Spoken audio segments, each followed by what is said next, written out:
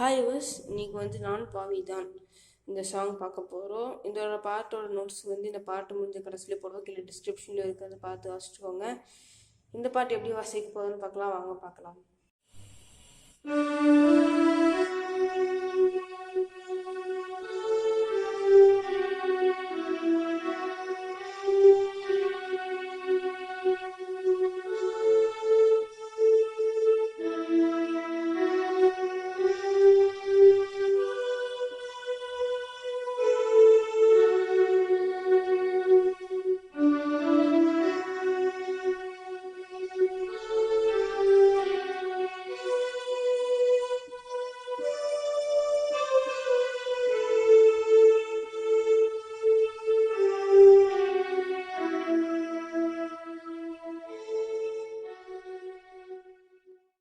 இந்த பாட்டு எப்படி வாசிக்கிறதுன்னு பார்த்தாச்சு.